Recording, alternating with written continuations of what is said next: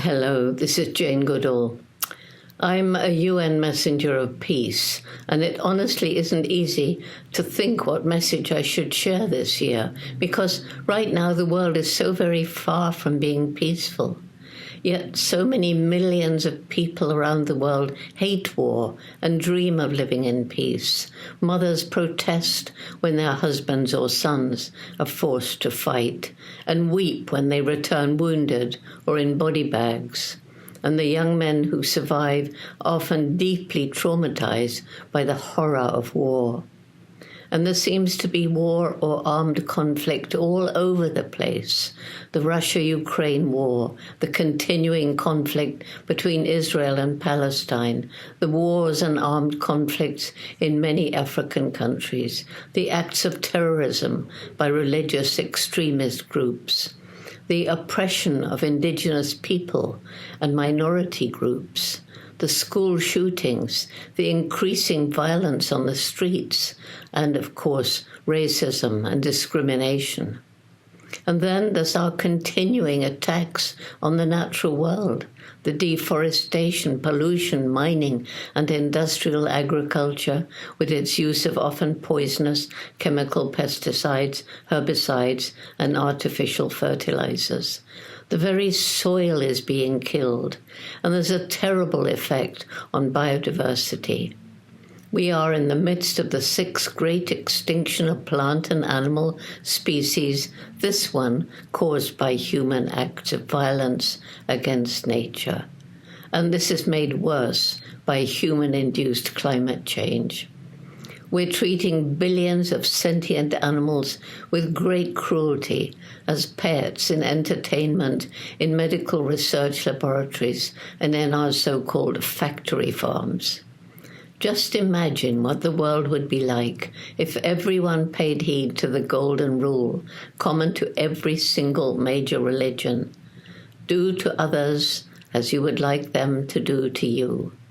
And those others should include animals and Mother Nature. This year, the UN set the theme, Actions for Peace, a call to action that recognizes our individual and collective responsibility to foster peace. This call to action helps us to work on manageable projects that will collectively make a difference. And this, of course, is the mission of JGI's humanitarian and environmental program, Roots and Shoots, which is now active in almost 70 countries around the world. Members for Peace will be flying giant peace doves made of recycled bedsheets and chicken wire or papier-mâché. They'll be flying them in many countries around the globe, while playing the song by Dana Lyons, Circle the World.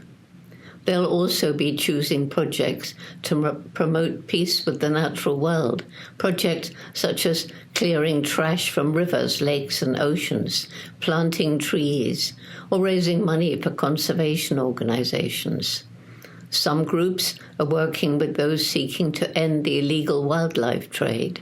Some are volunteering in shelters for abandoned dogs and cats, or sanctuaries for rescued farm animals, or animals rescued from the illegal wildlife trade.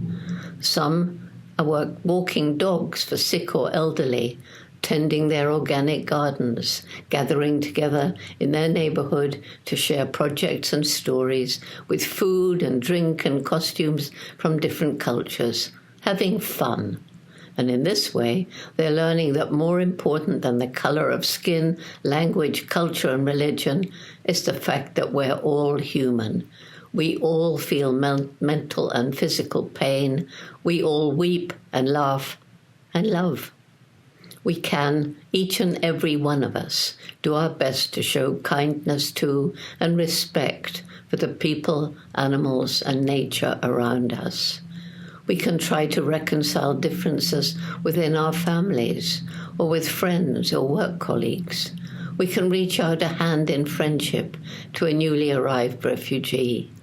We can make ethical choices in what we buy, what we eat, what we wear, which means we can refuse to buy products that have harmed the environment, being cruel to animals, are cheap because of unfair wages. We can support the many wonderful organizations working to free the world from nuclear weapons, find ways to help the leaders of warring factions to try and find peaceful solutions to their differences. I'm trying to bring together young people from Israel and Palestine to work together on projects to make the world a better place for people, animals, and the environment. I was just in Tanzania, and everywhere, Roots and Shoots members, Muslim and Christian alike, are working together on projects of their choice. I want to end this by describing a Roots and Shoots project that seems somehow symbolical. It's about the first group of Roots and Shoots that was formed in DRC, the Democratic Republic of Congo. They decided for their project they wanted to put the forest back on what was once a sacred hill.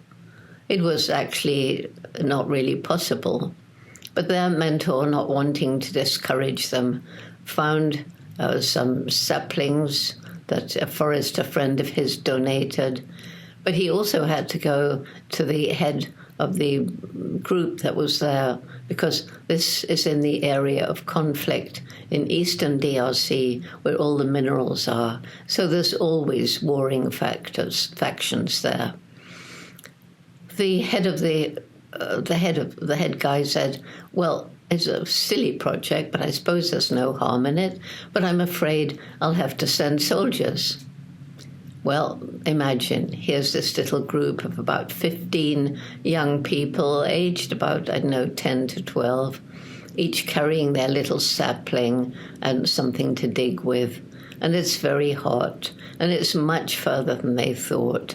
And when they get there, the ground is very hard.